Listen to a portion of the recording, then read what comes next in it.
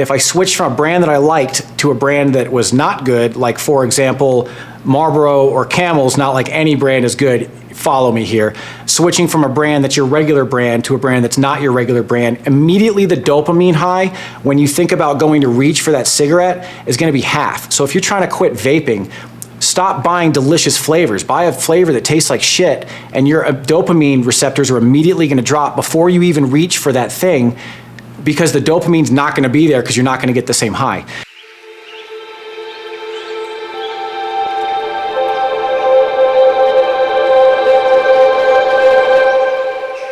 What's going on, you healthy beauties? My name is Adam Gates. Welcome to Naked Healthy. Thanks for tuning back in. I thought I would spend today doing a little bit of explaining who the heck I am, because unless you know who I am and where I came from, why the hell would you listen to me? So what I'm gonna do in this video is a few things. I'm gonna explain what my childhood was like, how I became addicted to what I became addicted to, how I got sick with black mold, and how I healed myself. Starting at the first part, I'm gonna do this very quickly because my athletic stuff as a kid is not that important, but what I want to explain to you guys is that I had a very good childhood upbringing. I was loved by my parents, I wasn't molested by anybody, I wasn't beaten, it was nothing like that, but I still ended up in addiction and alcoholism and drug use and things like that. So it's very important that I explain to you guys that you don't need to come from a horrible household to become addicted to things, okay? So when I was a kid, I started out as a swim team. I was there really young from age 6 to 14. From 14 until about 20, I was a runner. In high school, I started lifting weights, okay? About 19 years old, right after high school, I started modeling. That is where everything kind of started for me. So that was where the body image issues started, where I felt like I was not big enough, I wasn't lean enough, I wasn't all of the things that you can imagine that go along with having body image issues, being a professional model in New York City at 19. That is what I was presented with. So at 19, I was in New York, like I just said, and I spent about 6 months there and then came back to Atlanta. I did not drink at all, until I was 21 years old. I worked at a car stereo shop here in Colorado, and everybody there said, it's your 21st birthday, you're drinking on your birthday. So I spent basically 3 days in a row with my face in the toilet. It was a great time, but that was the beginning of my alcoholism. I just kind of shot to the moon. So for 9 years, there was modeling and alcohol. During the alcohol and the modeling, you can introduce some of the other things that I'm not gonna say so that this video doesn't get taken down, but it's very snowy. So when you're modeling, things get brought to you. I didn't have to pay for a lot of stuff. I didn't have to pay for my extracurricular drug use. I said it. A lot of it was free. Once my addiction started, then obviously I started paying for things. So the modeling is really what threw me into a sort of addictive tailspin, because I went from an ugly duckling phase to being thrust into sort of a Hollywood environment. And as you can imagine, I just absorbed everything I could. So I went to Miami and New York and Atlanta and spent a lot of time doing that. So while I was in Atlanta, that is where all of this started, where I got really sick with black mold, okay? This is where this whole version of me, this naked healthy version, was born. I didn't go into this to become a personal trainer. That had nothing to do with this. The modeling and me working out since I was 15, that was just kind of part of who I was. I always stayed active, but once I got sick with black mold, I was modeling full-time at that point for probably 10 or 11 years. And what happened was I moved into an apartment or a duplex, and there was apparently, now in hindsight, mold that was in the apartment.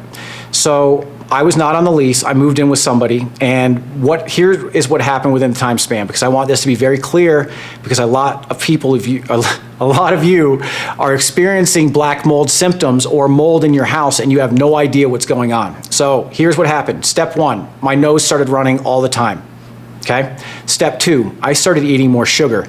The mold will eat the sugar in your system. So what happened was my alcoholism spiked, my sugar consumption spiked, my need for sleep spiked, because I was ingesting all of this sugar. So what happens? You have insulin spikes, and then you crash and you're tired.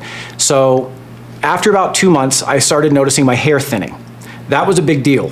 I might have mentioned I was modeling full time at this point. So hair falling out every time you get in the shower becomes kind of scary. After about 4 months, I started noticing cognitive issues where I would be at a nightclub and I couldn't remember somebody's name, or I would be with my brother and I couldn't remember a silly movie quote, or on and on and on. My cognitive function was clearly declining. Okay, so that was about month 4.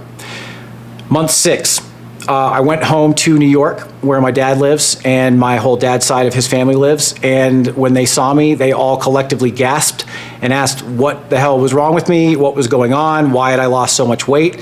I didn't realize how much weight I had lost, but I had dropped 30 pounds and my hair was thinning, so I had cut it, and my skin had developed a little bit of a jaundice color. I didn't have jaundice, but my skin had developed a little bit of a yellowish tinge to it. So I had to call my agent, take myself off of the books because, and this happened before then, but probably around month 4, but I essentially lost my sense of self, my sense of identity, my career, basically everything. I had to leave Atlanta because I went to 3 different doctors and all 3 doctors made me worse. First doctor gave me antibiotics, disrupted my entire gut biome, affected my immune system, then I couldn't heal properly. Then the other 2 doctors, I won't even go into what they did, but it was not helpful. So I moved to Colorado where I had gone to high school because I knew that the climate was dry. And I attacked my alcoholism, I attacked my cigarette use, I attacked my snowy use, and I attacked my sugar addiction, and one by one. So I'm gonna go into all of those in a different video as to how I was able to give those up. But my point about this is, I did not go into this just to be a personal trainer. My whole life depended on this, my ego depended on this, my sense of self depended on this, everything. So basically what I had to do was become a hermit for about 1.5 years. I literally threw out my cell phone. I did not have a television. When I moved to Colorado, all I did was research health. I started with stage 4 cancer patients who were sent home from the hospital to die. And I watched their success stories on how they healed themselves with fruit and vegetables and grounding and reducing inflammation. And then they went back to their doctor, and their doctor was blown away and said, well, we can't say that it was the fruits and vegetables that healed you, but it's really great that you're doing okay. Meanwhile, the chemotherapy was killing them. So I knew to start with fruits and vegetables. Then I started researching big pharma, alcohol, the dairy industry, all of these things. I had to give up dairy. Oh, lights in here.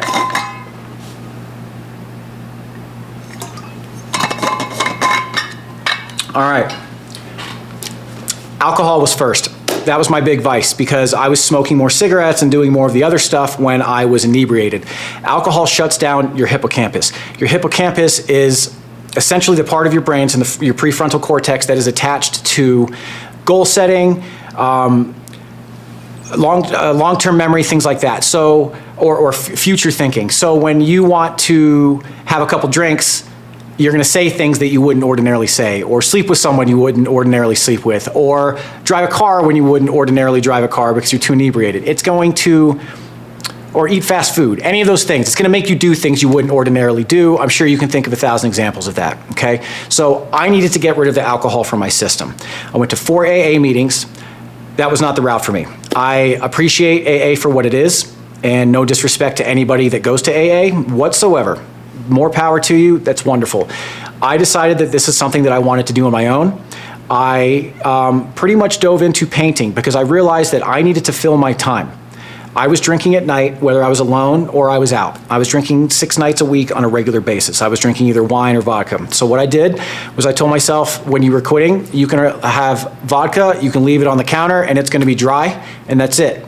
Because when I quit cigarettes, I learned that if I switched from a brand that I liked to a brand that was not good, like for example, Marlboro or Camel's, not like any brand is good, follow me here, switching from a brand that's your regular brand to a brand that's not your regular brand, immediately the dopamine high, when you think about going to reach for that cigarette, is gonna be half. So if you're trying to quit vaping, stop buying delicious flavors. Buy a flavor that tastes like shit, and your dopamine receptors are immediately gonna drop before you even reach for that thing, because the dopamine's not gonna be there because you're not gonna get the same high. So when I decided to quit alcohol, that's what I did. I was like, all right, if I'm going to drink, I'm allowed to drink warm Russian vodka like I'm an old Russian grandmother, and that's what I'm going to do, and that's it. That's it. You're not allowed to mix it with anything. You don't get to chase it with anything. That very quickly removed the dopamine highs that I was receiving from the alcohol. It's not fun. It sounds miserable. Any of you that drink, you probably feel that in your stomach when I say that. It sounds gross. So I worked on the alcohol first. After the alcohol went, the sense of self-pride that I had is immense. And again, I will talk about how I gave up alcohol in another video. But once that was over, I was a knight with a sword in my full gear on a horse and a joust. Get the fuck out of my way. This is amazing. Cigarettes went, snowy stuff went. After that stuff went, I was like, dairy, goodbye. Corn, goodbye. Soda, don't even care about you, goodbye. So if you start with something big and just start working your way down the hill, everything gets very, very, very easy from that point. But if you're gonna try to quit everything all at the same time, it's not gonna work out very well. So what I did was I switched to smoking cannabis. Every time I smoked, I would cough mold out. I did that for about a month as the mold just left my system, left my system, left my system. Like I said, I had to eliminate the sugar. So what I did was I started doing fruit juices, I started doing smoothies, I continued doing all of my research. Everything that I learned, I would test on myself. Just because somebody said it on a video doesn't mean it's gonna work for me. So I would do the smoothies. I bought a juicer. I started juicing every single day. You cannot juice fruit, by the way. You wanna juice vegetables if you're gonna heal yourself. So I went down this entire journey of eliminating all of the processed food that I was consuming, all of the processed drinks that I was consuming, and just started ingesting food that would grow from the sun. If it didn't grow from the sun, then I wasn't ingesting it. And my body just naturally started feeling better and better and better, and my color started returning. And as I went running, I would take deep breaths and I would cough stuff up. And slowly over time, my memory started returning. Now, I also did go on an herb regimen for a little while, and I will discuss that again in another video. But this is more just to explain to you guys that I'm not just a guy who started a YouTube channel because I wanted to see myself on here. I very much empathize what it's like to be fat, to be skinny, to be addicted, and to be ill. I felt my mortality at 28 years old and the peak of my modeling career. I was on sets in Atlanta where directors knew who I was, thinking, and all my friends were like, this is it, you're gonna get it. And I was progressively getting sicker and sicker and sicker in the background, and had to completely eject myself out of my career that I had spent my entire adult life really working towards. So it was a really big deal for me. It wasn't something that just was a bump in the road. This destroyed my life, absolutely destroyed my life. It was the hardest thing I ever went through in my adult life. And now I came out on the other end and I am the healthiest person that I know. I very much empathize what it's like to not like your body, to not like how you feel, to be sick, to have a double hernia. I've had a couple things. I had that happen while I was at work 4 years ago and had to go through surgery with that. And the doctor tried to prescribe me Percocets. I said, can I get something that's not addictive, please? Literally, quote, oh, you gotta take them forever to get addicted. End quote. My dad was in the room in the corner. I just looked at him. A doctor told me that, a professional doctor.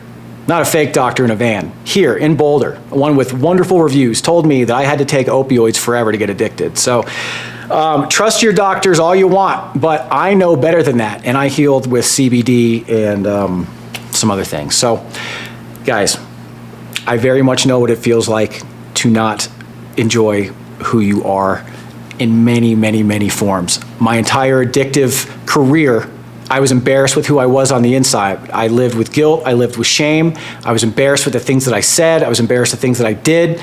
I slept with people that I wouldn't have ordinarily slept with. You're giving your energy away and you're having conversations with these people that wouldn't come get you if you were stranded somewhere. They're just your drinking partner that you're talking about bullshit with that's not even important. So you really, really, really need to take account of your life and do an audit of the things that are really bringing you joy and bringing you happiness and raising your vibration, tapping a wine glass, versus the things that are lowering your vibration, tapping a plastic cup. So if you want to feel better, get out of here, fly. It's the second time.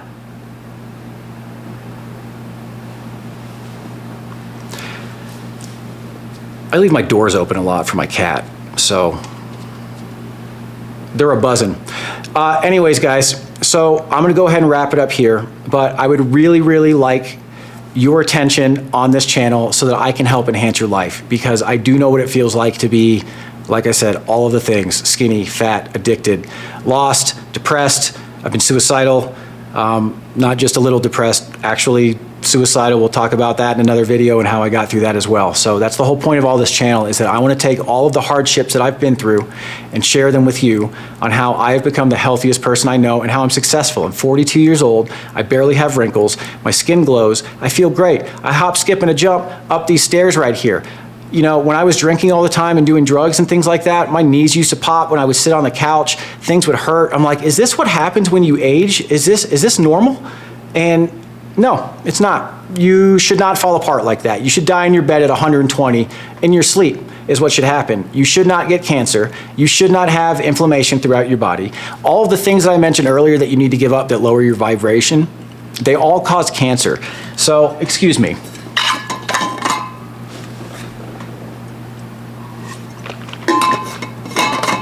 It's very dry out here. Do you know Colorado's a desert climate? So anyways, inflammation, we're gonna cover that real quick and I'll let you guys go.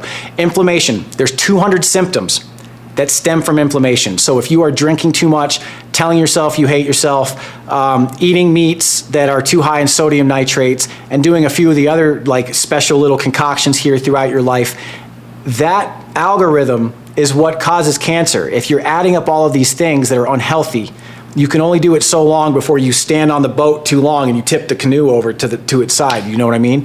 So you have to be really careful about what you're doing and keeping your inflammation down. You can do grounding to heal that. We'll talk about that as well. We're gonna cover everything on here. The gym, fitness, I'm gonna do cooking videos. We're gonna talk about meditation, everything. I want you guys as healthy as you can possibly be so that you can do what you wanna do and play with your grandkids when you're 100 and be on a bicycle. I plan on surfing when I'm 100 years old. I am not gonna fall apart. I do not wanna be in an old folks home. I wanna go skydiving and do shit. I've never had an injury weightlifting. I've never had an injury doing like anything in the gym. I've been fine. I did hurt myself at work, but that was very different. But I will teach you guys how to do this in a way that is safe and productive and works quickly.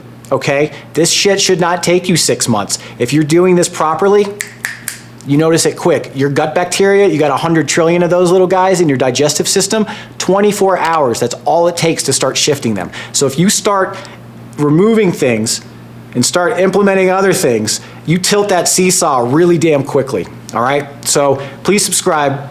I love you. Follow my channel. Mwah, mwah. Thank you guys for watching. I appreciate it.